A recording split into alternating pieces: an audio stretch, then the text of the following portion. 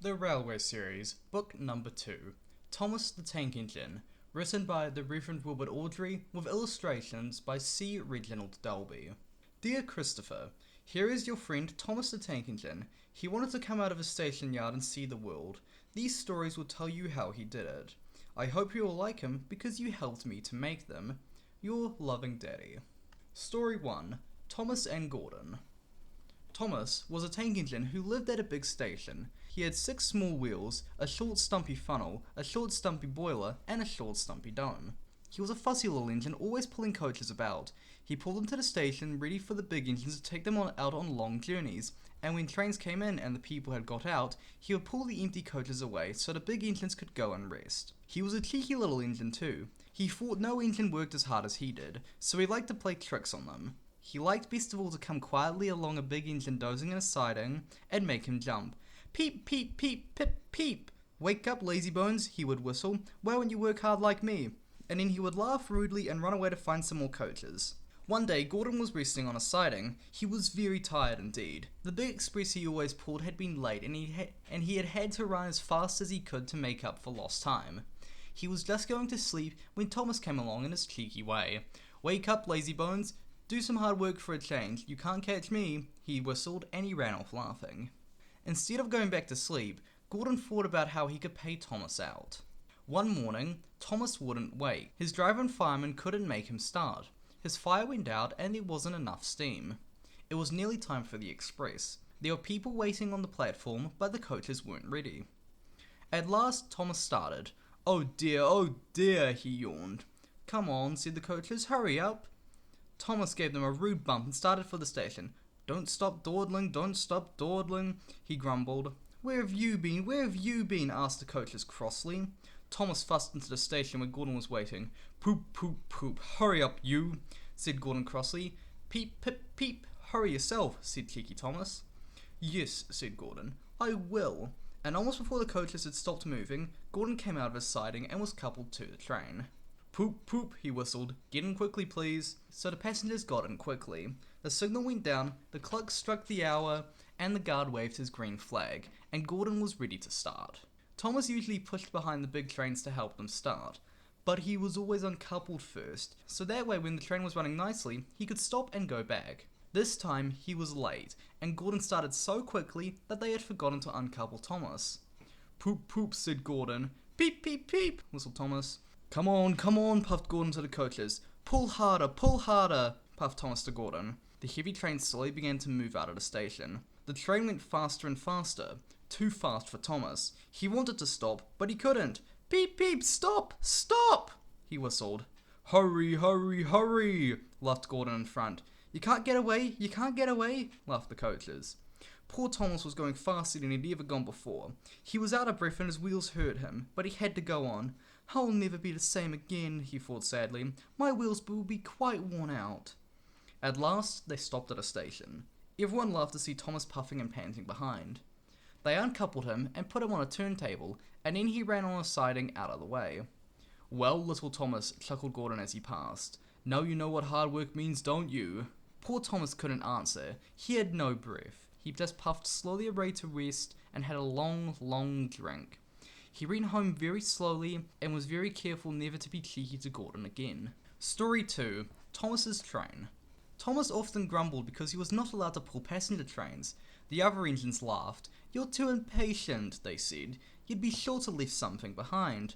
Rubbish, said Thomas crossly. You just wait, I'll show you. One night he and Henry were alone. Henry was ill. The men worked hard, but he didn't get any better. Now Henry usually pulled the first train in the morning, and Thomas had to get his coaches ready. If Henry is ill, he thought, perhaps I shall pull his train. Thomas ran along to find the coaches. Come along, he fussed. There's plenty of time, grumbled the coaches. He took them to the platform and wanted to run around in front at once, but his driver wouldn't let him. Don't be impatient, Thomas, he said. So Thomas waited and waited.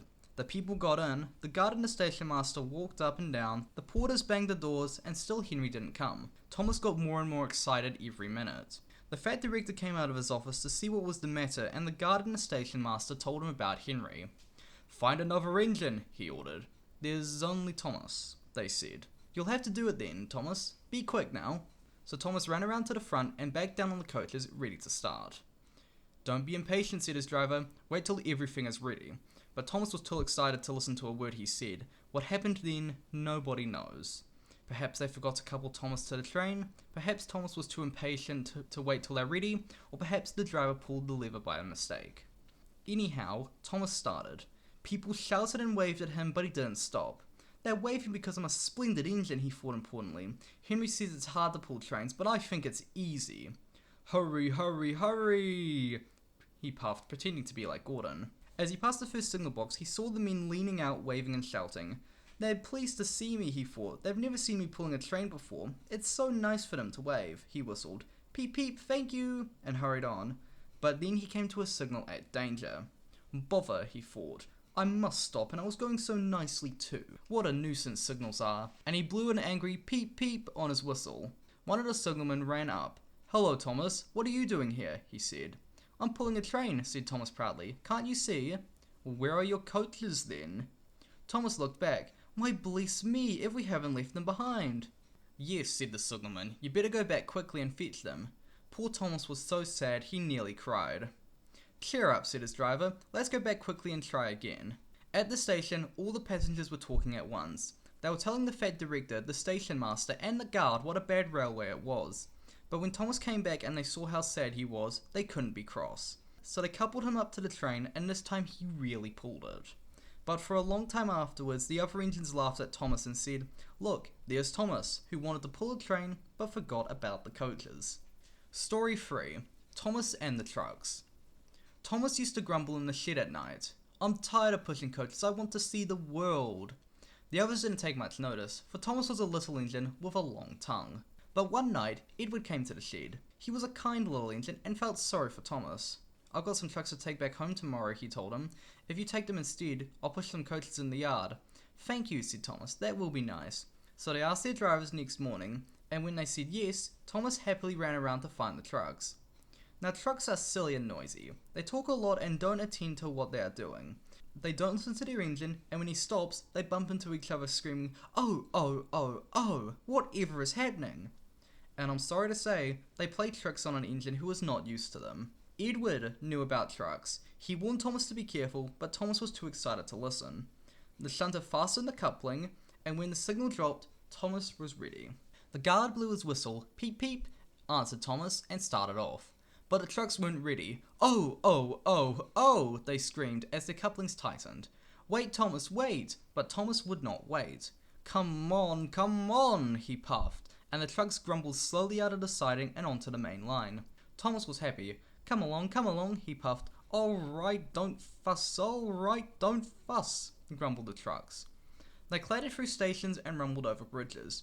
Thomas whistled peep peep, and they rushed through the tunnel in which Henry had been shut up in. Then they came to the top of the hill where Gordon had stuck. "Steady now, steady," warned the driver, and he shut off steam and began to put on the brakes. We're stopping," called Thomas. No, answered the trucks, and bumped into each other. Go on, and before his driver could stop them, they had pushed Thomas down the hill and were rattling and laughing behind him. Poor Thomas tried hard to stop them from making him go so fast. Stop pushing, he hissed, but the trucks would not stop. Go on, they giggled in their silly way. He was glad when they got to the bottom. Then he saw in front the place where they had to stop. "Oh dear, what shall I do?" They rattled through the station, and luckily the line was clear as they swerved into the goods yard. "Ooh," groaned Thomas, as his brakes held fast and he skidded along the rails. "I must stop," and he shut his eyes tight. When he opened them, he saw he had stopped just in front of the buffers, and there, watching him, was the fat director. "What are you doing here, Thomas?" he asked sternly. "I bought Edward's trucks," Thomas answered. "Then why did you come so fast?" "I didn't mean to, I was pushed," said Thomas sadly. "Haven't you pulled trucks before?" "No."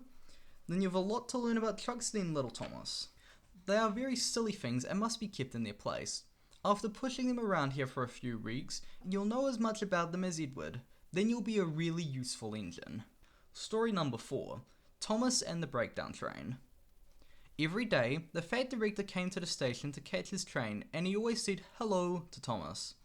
There were lots of different trucks in the yard. Different ones came in every day and Thomas had to push and pull them into their right places. He worked hard. He knew now that he wasn't so clever as he had thought. Besides, the fact director had been really kind to him and he wanted to learn all about trucks so as to be a really useful engine. But on a siding by themselves, there were some trucks that Thomas was told that he mustn't touch. There was a small coach, some flat trucks, and two queer things that his driver called cranes. That's the breakdown train, he said.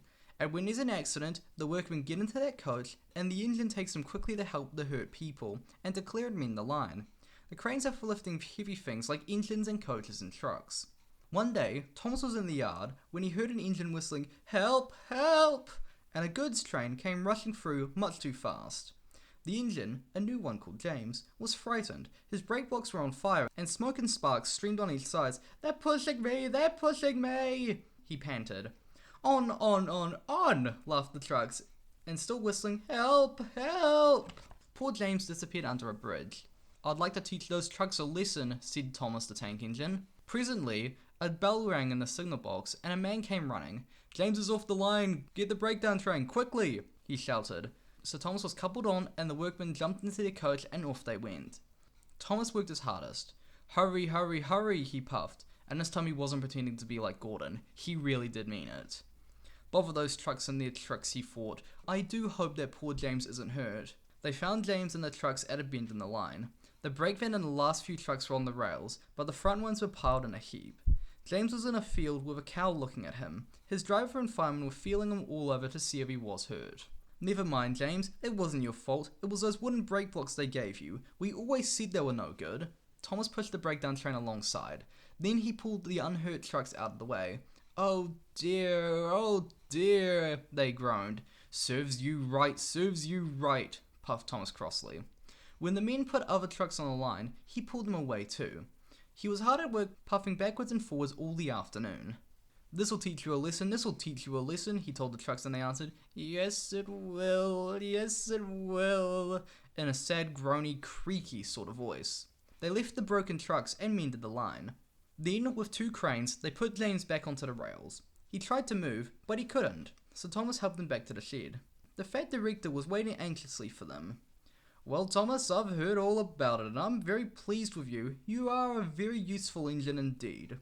James shall have some proper brake blocks and a new coat of paint, and you shall have a branch line all to yourself." "Oh, sir," said Thomas happily. Now Thomas is as happy as can be. He has a branch line all to himself and puffs proudly back and forwards with two coaches all day. He is never lonely because there are always some engines to talk to at the junction. Edward and Henry would stop quite often and tell him about the news. Gordon is always in a hurry and does not stop, but he never forgets to say poop poop to little Thomas, and Thomas always whistles peep peep in return. The end.